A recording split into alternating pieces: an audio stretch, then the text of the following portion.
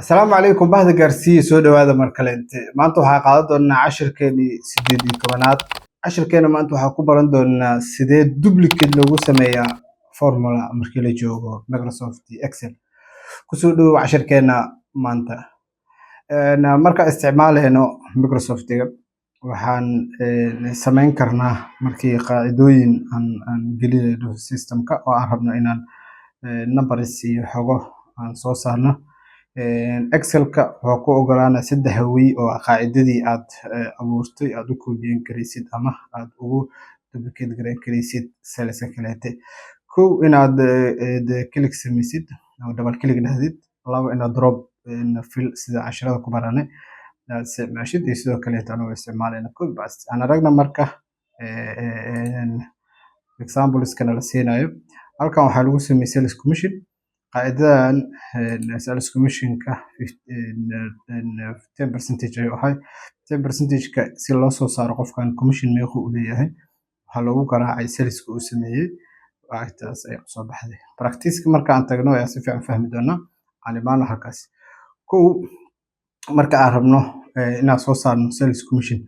marka ugu horeeyo waxaan sameyn doonaa qofka ugu horeeya lacagaha oo isticmaala ama tip inta uu leeyahay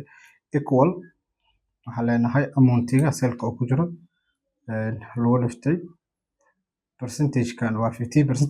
waxay u dhigantaa 0.15 tan waxaa leenahay enter so markii aad soo saartid waxaad sameyn kartaa teamka kale inta mid u gelin lahayd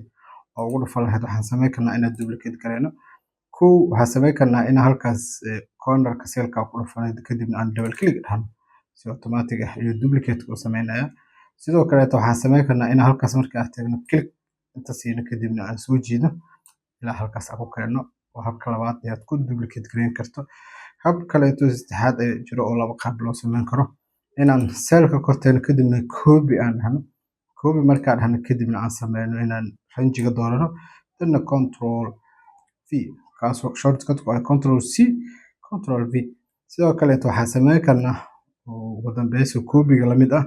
inaad shayga aad rabtid inaad sameysid copy ka sameysid iyo range-ga aad rabtid lagu sameeyo dhammaan aad wada dooratid dadna aad tiraahid control d si automatic ah u sameyn doonaa macnaheedu waxay tahay ka soo qaado xogta ee ka soo koobiyay selka ugu horeeya oo koobiyaysan kadibna kuwa kale inta wada shub waa qaababka ugu fudud ee data tira badan markii aad ka shaqeynaysid Microsoft Excel ku ogolaanaysid inaad qaacidada aad adeegsanaysid duplicate gareysid intaas ayuu noo eegay cashirkeena maanta mahadsanid